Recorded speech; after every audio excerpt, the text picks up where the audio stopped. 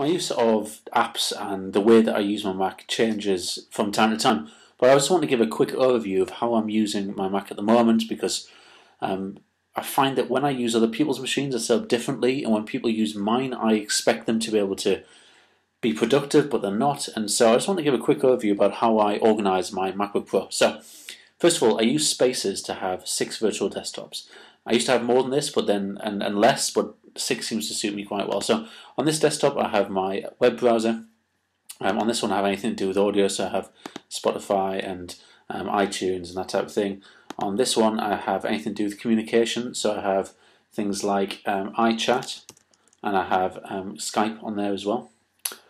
On this one, that's where I use file browsers, so if I need anything in Finder, that's where I use that. This middle one is for things like if I'm doing anything in iMovie or in Keynote, I usually pull that across there and use Keynote, or Seashore, which is my image kind of manipulator, Photoshop, that type of thing. Anything kind of creative, I suppose, goes in there. And then this bottom left-hand window is reserved for TweetDeck, and usually it's over there and kind of full screen, but that's my DM window on the left-hand side. I don't think it's fair to share those with people. So I have mentions. These change all the time, I suppose, because I've kind of got I scroll from right to left as well. So these change all the time depending on which conferences I'm going to and everything like that. But I make sure that I have my DMs on the left-hand side, mentions of my DJ Bell Show account, and then I have either then just general all friends, or I put mentions of DJB Conf, which is my conference account, and Purpose Education, which is the kind of social enterprise that I'm running with Andy. So that's how I run that. The other kind of little apps that I'm using, as of literally today, I'm using Cloud App, which I came across on Lifehacker a few months ago, but didn't really use. So the idea behind this is you can just literally drag and drop from your desktop. Another thing about my desktop, I make the icons as big as possible. So if you go to View, and if you go to Show View Options, where's it gone? Come on. Show View Options. Anyway, you make the icons as big as possible. That means that when you get to a full desktop, you're kind of forced to sort things out in some way. Otherwise, like everyone else, you get cluttered desktop. No, but this thing here, Cloud App, you can just drag and drop things into there, and it uploads it and then shares it as a URL. So, if, for example, these are my notes from the OER 11 event. If I drag that onto Cloud App, you can see that it's kind of, well, if I just zoom in on there, it's doing a little thing. It says uploading, and it has a little ding there. The little blue things come up, and Growl said that it's uploaded, and there it is. If I click on there, then that is a link that I can share with people on Twitter and social networks and everything like that, and people can then go to it and download it, and you can upload 10 things per day and up to 25 megs for free, and then you can upgrade for however much it is, and unlimited stuff. I was using Gmail Notifier. I'm now using this, which is, what's it called? Mail tab for Gmail. That's on the Mac App Store. So you get things like that. That just goes through your Gmail interface. Quite nice. Skype, Last.fm. This I can't get rid of. It's when I used to use Parallels. Dropbox. This is Peer Guardian. That blocks ads and people spying on you, that type of thing. Evernote, I don't use as much as I used to, but when I did, I used that. That is for something to do with Apple Mobile Me, something like that. This one here, I've got the Spring Beach Ball of Death. This one here is VPN, so I use iPredator when I don't want, I don't like BT particularly, and I don't like them tracking what I do, so I try to turn that on as much as I can actually, because that means everything's encrypted between me and it's actually the people behind the Pirate Bay who run that, and so they're completely kind of secret, and not that I've particularly anything to hide, but I don't like people snooping on me.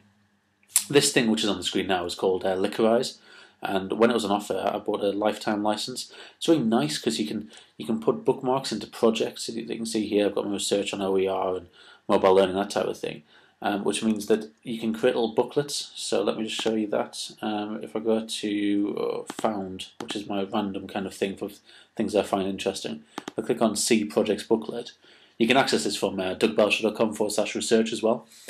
It creates a nice little booklet of links with little screenshots from the things that I've bookmarked recently, and you can click on here and it sorts them out by kind of in a list. That's quite nice.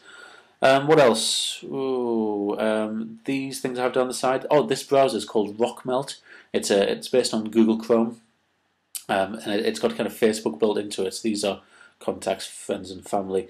But the thing which I really like is down the right hand side, it organises all of your extensions as buttons. So I use Instapaper quite a lot. I save things for reading later, and it automatically goes to my Kindle. When it gets to 5 items, it automatically sends it. I add things to Licorice like that, and sometimes it goes a bit crazy. I use Feedly. Feedly is really nice. It's kind of a magazine front end for Google Reader, so I use that quite a lot. My broadband's quite slow. What else? Oh, Amplify is really nice. So I don't know. Let's go to some fantastic blog like this one. And what you do is you click on Amplify, and a little thing comes up. Click this page, and you can basically blog about a page. So you click on the bits that you want to include, and then you can add a comment at the top about them. And the way that I'm using that is that I've got this thing called an ideas garden. And what happens here? Oh, the other thing is you've got to try this out. It's ifttt.com. So it stands for if this then that, and you can get an invite quite easily. So let me just sign into this, and let me just show you some of the things. So you set up rules of things like if this happens, then do this. Oh, this is LastPass, by the way. This thing which is logging me in automatically. You have one master password, and then it logs you into everything automatically. And I have big, long, secure, kind of 12-character passwords, which get you fairly secure. So I don't actually know my passwords to various things, but LastPass does, and it logs me in automatically when I put my master password in. So you can see here I've got various tasks. So this one here, for example, if I favourite something on, what was it? If I add something to Delicious, add it to my ideas garden. If I add something to Flickr, add it to my ideas garden, that type of thing. So excuse me, this ideas garden just fills up automatically with the things that I add to Twitter and everything like that. And then what I do is I go back to it now and again, and I click on something that I find interesting.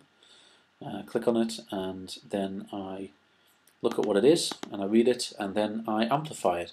And if I amplify it, it means I can add my thoughts to it and make people aware of it, because what Amplify does is it automatically tweets it out if I wanted to. I can add it to Delicious if I haven't already bookmarked it, that type of thing. So it's a really nice workflow, and it's a really nice way of doing things.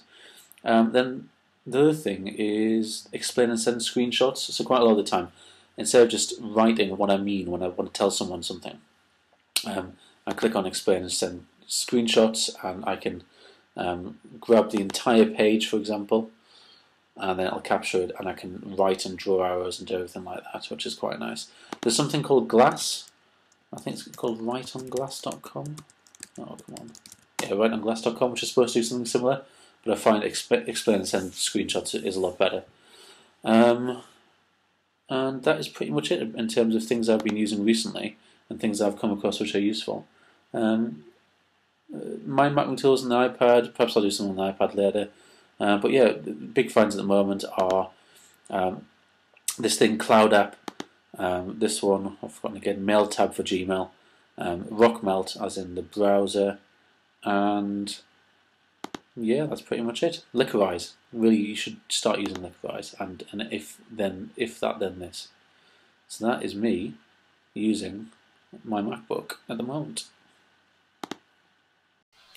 Hi, this is Mr. Trockman, and I want to walk you through a process of backing up your laptop. The first thing that you'll need is an external drive. You might find that you need an external hard drive, like a big giant 80 gigabyte drive, or maybe something as small as 5 or 6 gigabytes in order to back up what you need. But first, you're going to have to find your user folder, and you're going to have to find your backup drive. So I'll walk through all those things. First thing I'm going to do is I'm going to just put my backup drive in. In this case, I'm going to use an SD card, and I'm just going to put it into the right side of my MacBook Air. And we'll see after sliding that in. It should appear. There it is. And I've named it Dan's Backup Drive, and I made sure that it's got space on it.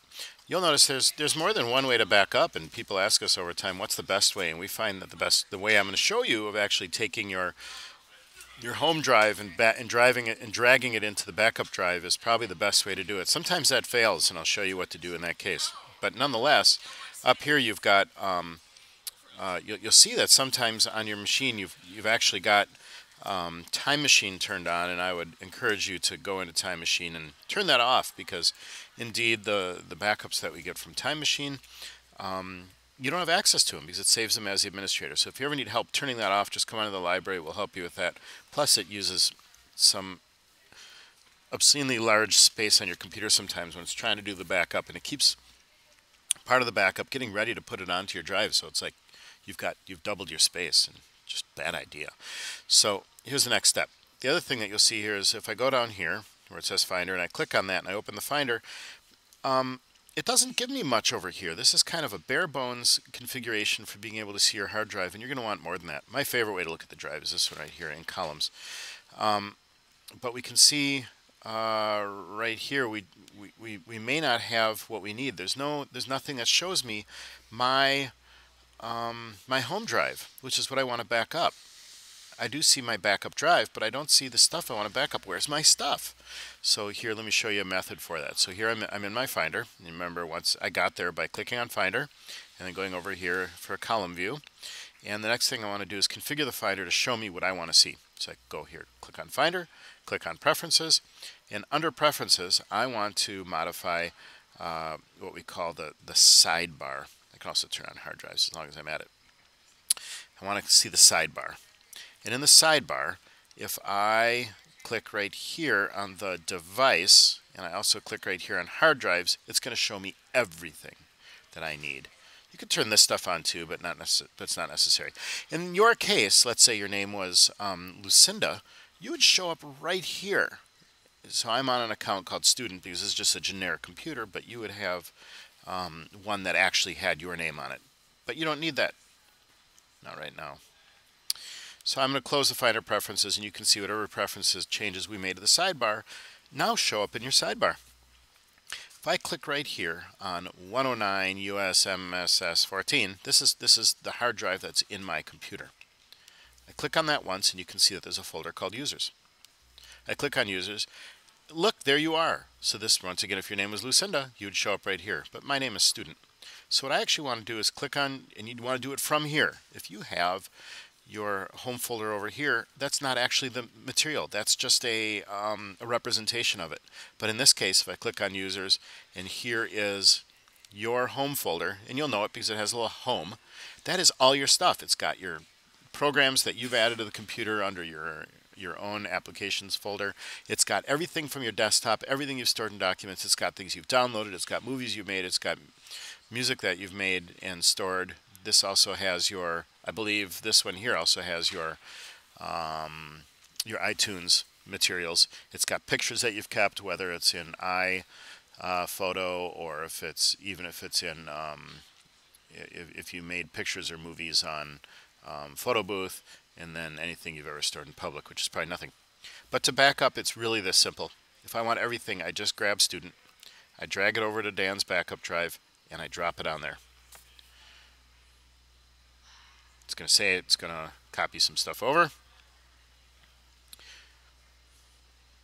Okay, while that's working, I'm going to show you an alternative. If that fails, if it comes back and it says could not copy X and X files, what you want to do is go back into Dan's backup drive, and you want to take that folder that came over as Student and just drag it to the trash and empty the trash, and we'll start over. But it'll look something like this. Over here in Student, probably what you want to do is just pick up the stuff that you absolutely need.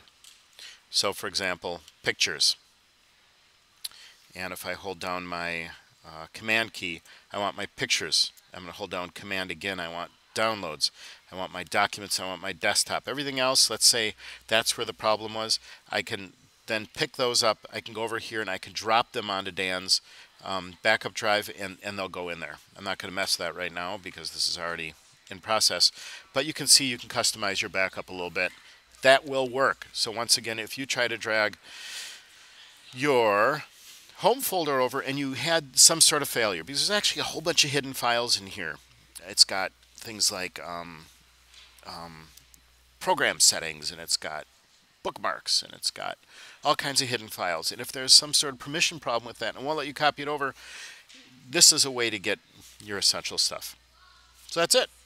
It's really that simple. Before school's out, if you have questions, come see us in the library. We can help. We like to help. Truck out.